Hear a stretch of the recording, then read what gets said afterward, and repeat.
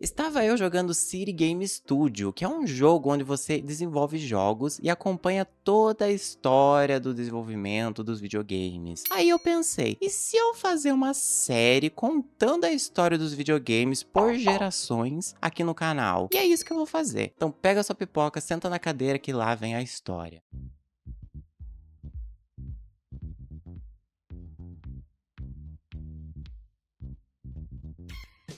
Os videogames se iniciam, ou especificamente os games, eles se iniciam lá na década de 50, com o jogo chamado OXO, Osho.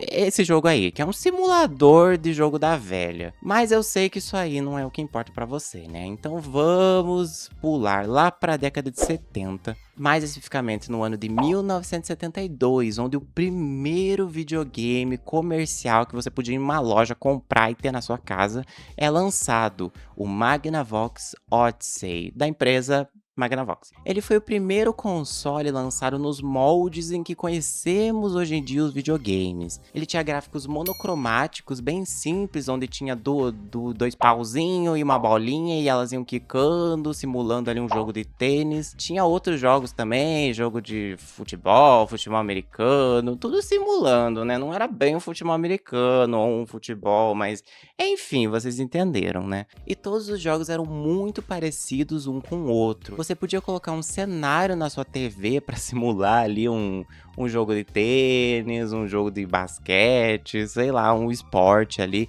E os jogos eles eram mais ou menos isso, eram jogos de esporte e apenas isso. O Magnavox Odyssey ele teve um relativo sucesso ali, vendendo aproximadamente 350 mil unidades. O que pra época, né, ainda mais se tratando de uma indústria nova, né, de uma tecnologia nova, foi um relativo sucesso. Mas ele era vendido só em lojas autorizadas, lojas parceiras da Magnavox, então ele não teve ali um amplo sucesso. E posteriormente a famosa e conhecida empresa Atari entrou no mundo dos consoles com o console Pong, que era do jogo Pong, que já era famoso nos fliperamas, então eles trouxeram para os consoles de mesa, e esse jogo Pong, ele é muito bom para resumir a primeira geração dos videogames, pois os consoles que foram lançados posteriormente eram tudo cópia do Pong, eram tudo um parecido com o outro, era tudo igual, tudo parecia ter o mesmo jogo, e nessa época os videogames eles eram uma coisa meio de nicho assim, não era tão popular como é hoje em dia. A primeira geração dos videogames durou ali de 1972 a 1977 e foi uma geração até que simples se você for ver bem, pois era uma geração que os jogos eram simples, os videogames eram meio esquisitos, então é uma geração até que meio que sem graça, vamos dizer assim, né? Mas ela foi muito importante porque é ali que se originou o esboço do como seriam os videogames no futuro.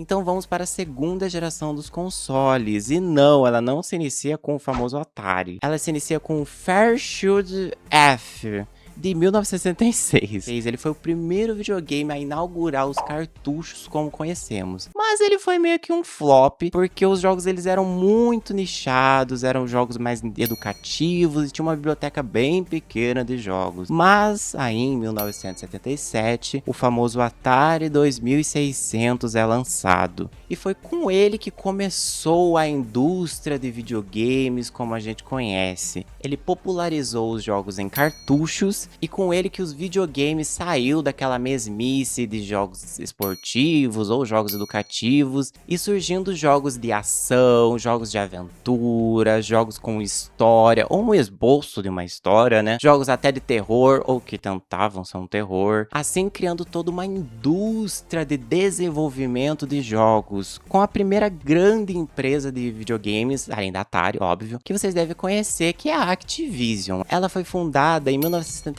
por ex-funcionários da Atari, que estavam cansados ali, que estavam insatisfeitos com a empresa Atari.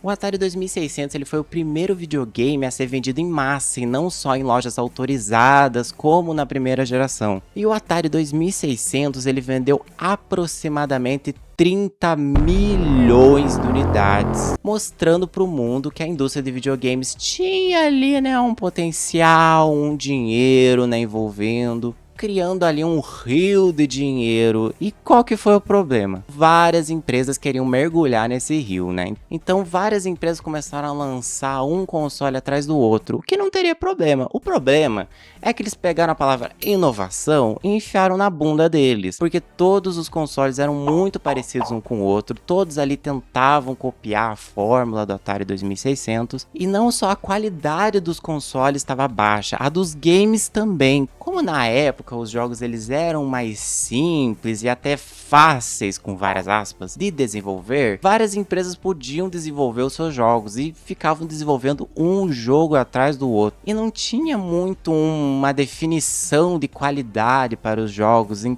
E os jogos que eram realmente bons, eles acabavam escondidos ali no meio dessa inundação de jogos lixo, o que acabou causando o Crash de 1973, com a figura popular, né, dessa época, que é o jogo do ET, que foi um jogo que a Atari achou que ia ser o bambambam dos jogos, e foi um verdadeiro lixo, e ninguém queria comprar essa merda desse jogo, que fez a Atari enterrar, sim, literalmente enterrar os jogos num deserto, porque ninguém queria comprar, os jogos ficavam lá pegando pó, então a Atari pegou e enterrou todos os jogos num deserto, e com isso as pessoas começaram a perder a confiança nos videogames, porque elas começaram a achar que videogame era coisa ruim, coisa chata. Vale lembrar que antes do Crash de 83, no ano de 1981, a Atari lançou um sucessor do Atari 2600, que é o Atari 5200. Ele não é exatamente um console de terceira geração, ele é como se fosse um Atari 2600 Pro.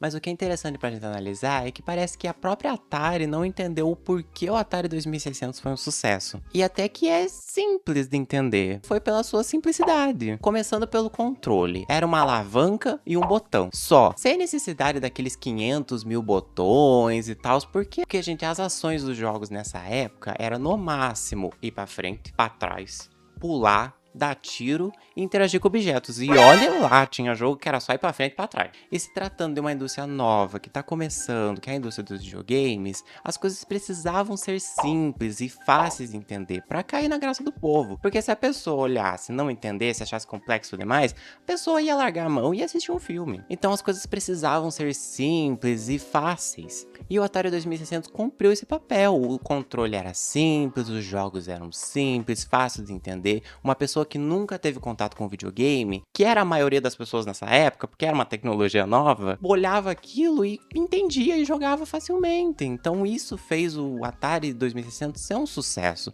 porque ele era um produto fácil, um produto simples. E as próprias competidoras da Atari também não entenderam muito bem, sabe? Eles lançavam consoles estranhos, esquisitos, que você não entendia muito bem o público-alvo daquilo, se era para adulto, se era para criança, se aquilo era um brinquedo, se aquilo era um produto high-tech, ninguém entendia direito. O que fazia esses consoles não caírem na graça do povo igual o Atari 2600 caiu. Mas felizmente no futuro ia vir uma empresa japonesa que entendeu muito bem isso e podemos até dizer que salvou os videogames. Meu amor, só aceita, tô muito bem protegida. Onde eu passo, geral grita. Hoje eu trombei com a Isma, a mamãe da putaria. O que ela escreve irrita.